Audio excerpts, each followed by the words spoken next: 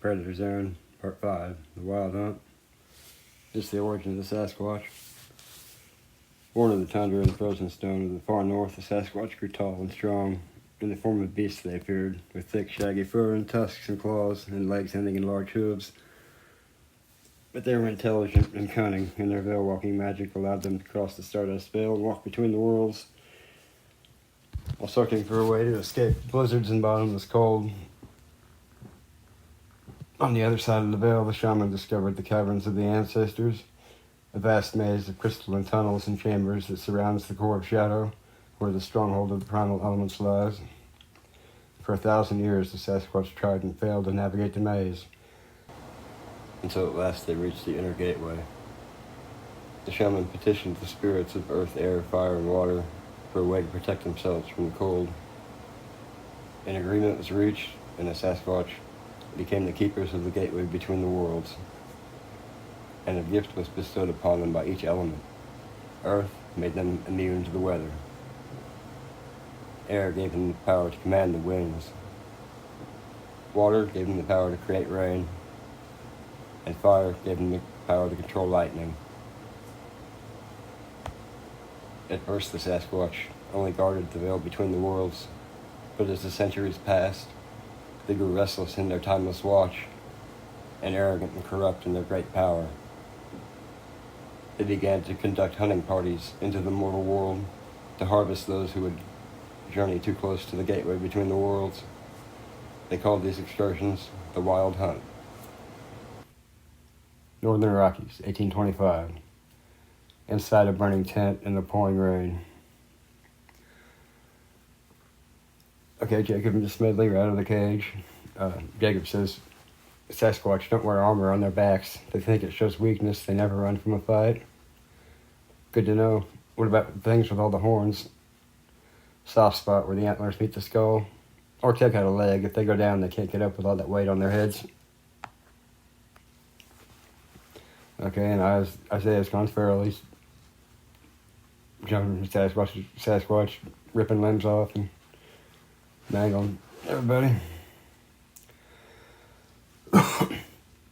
Every muscle on fire, throat raw with the hot metallic taste of the blood, but I can't fucking control anything I'm doing, like I'm a spectator. Part of me wants control as a matter of general principle, but part of me wants to let go forever and let the ecstasy of the bloodlust consume me.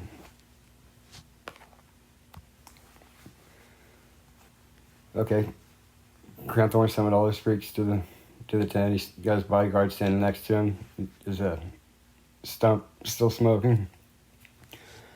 A war beast charges him. He holds out his left hand with the palm up. He makes a fist. A stone pillar rises up out of the ground in between them, shattering the beast's antlers and flipping it backwards, hip over skull. Okay. And Algernon hears some Miranda in his head. Get out here and save my husband, and I won't drive you mad. Crown Thorn says, so my favorite experiment is back. Do you like what I did with your body, my dear? Miranda says, gods don't need bodies, my love. Come to me now, or wander through a terrifying illusion for the rest of your days. Crown Thorn says, you do not command me to do anything, bitch. Images of his creatures tearing him apart flood his mind as he drops to his knees. Miranda says, even if that were true, I can still command your creations. Get out here now. Algernon growls and shakes his head as he stands up and heads outside to the tent, where Wilhelm is rolling around moaning in a pool of blood because he's torn out his eyes. Crown Thorn holds out his left hand, starts to glow again. He slaps on Wilhelm's eyes, cauterizing him. He says, you'll need rest and medicine. The medicine I can get from my wagon. Miranda says, bring the wagon here. We're all leaving. At that point, Miranda comes crashing to the tent in the back of a war beast and chunks of Sasquatch hanging in its antlers. Crown stands up and kind of shakes his head and says, take that thing and hitch it to the wagon. I have everything we need. We're leaving. Inside the tent, the rain stops. It gets dark. After a long silence, sheets of lightning start coming down inside the tent, killing everyone except Jacob, Isaiah, and Smedley. Fuck. After the dust and ash from the vaporized bodies settles, the Master of Hunt steps up out of the crater in the back of the Alpha War Beast. He's got skinwalker skulls and scalps hanging off his armor, a necklace of claws and ears.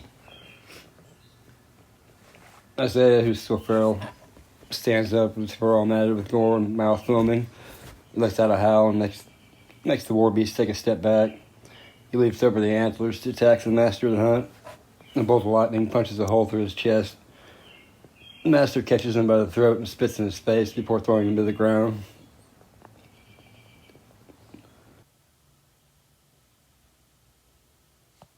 The Master of the Hunt dismounts and takes a few steps toward him, reaches up and pulls one of the skulls off his armor and throws it to Jacob and says, "Your father wanted you to have this." Jacob shifts back to his human form and takes a knee and puts one hand on the skull and looks up and says, "Why?" And Master of the Hunt says,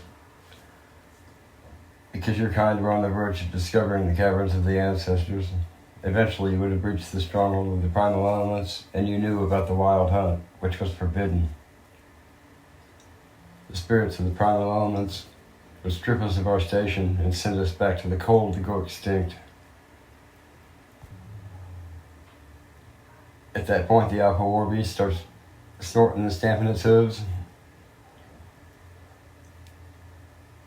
And the Master turns to him and gives him a hand signal to calm him down. He gores him and throws him to the ground and starts trampling him. After he's smashed into the ground, it gores him again and throws him across the tent. Then it turns and trots over to the wagon where Morgana is standing with a satisfied smile.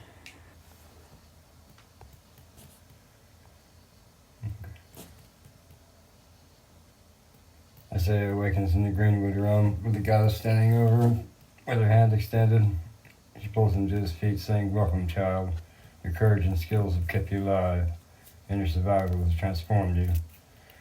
The path your tribe has walked since the land was young is yours to walk now." Raven and an eagle fly down and land on her antlers. A large wolf and stag come out of the woods and stand next to her.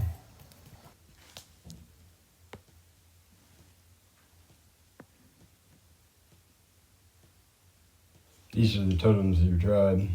They have guided and watched over the Alcohonway since the beginning. Remember, the spirits of the green were in every beast, tree, rock, and flower. They're your allies, your blood kin to the spirit of the land. Your brethren is familiar will see your continued training. Everything else will reveal itself in its own time as you walk the path. Sweet water and good hunting to you, Isaiah. Okay, Crownthorn and Crosswood are hitching the Alpha War Beast to the wagon and leaving. Jacob walks towards them with a skull in his hand, snugly growling, burying his fangs behind him. Crownthorn steps forward and looks down at his charred stump at the end of his right arm and turns his eyes to Jacob and says, "I am not your enemy. The Aquahanwe have been hidden away in their sacred mountains. Down there in the lands the minions of Christ have conquered, we are being hunted like animals. They mean to murder us all, and turn every jungle, forest, and sacred place into a field of bloody ashes. We are the rightful children of this world, and they are an abomination that is threatening to burn anything they cannot enslave. They will rape the earth to satisfy their greed until nothing remains. When the wolves of the church are at your door, I won't be far behind them. It is my intention to hunt the vile creatures into extinction, and create a world where the savage and the wise can be free to walk in our wicked ways openly and without fear." Jacob says, "When they come, they will break upon the mountains before they get anywhere near us. The Aquahana were never many, and now we are scattered. When I gather them, we shall hold council and discuss these matters. You might want to get the fuck out of here before Isaiah wakes up." Crownthorn snaps his fingers, and the guards that pulled Isaiah and Smedley out of the cage run out and drag the Master of the Hunt back to the wagon. Isaiah wakes up in his human form, with Smedley licking his face and Jacob standing over him with his arms crossed on his chest. Jacob says, "Welcome back, brother." Isaiah sits up and says, "So the fucking devil hooves are real and they're hunting us?" Jacob says, "Their master was just kidnapped by the circus. I think they'll be occupied for now. But they will come again. They fear us discovering the center of all things and singing our songs and making our offerings to the primal elements. As it says, what about the cop knocker with all the tattoos and the bitch with the pack of mutts? Jacob says, gone for now. Come when the smoke to your return. So that's it. Part 5, The Wild Hunt. Coming up next will be Part 6, The Elixir Vitae. So, sweet water and good hunting to you until our paths cross again.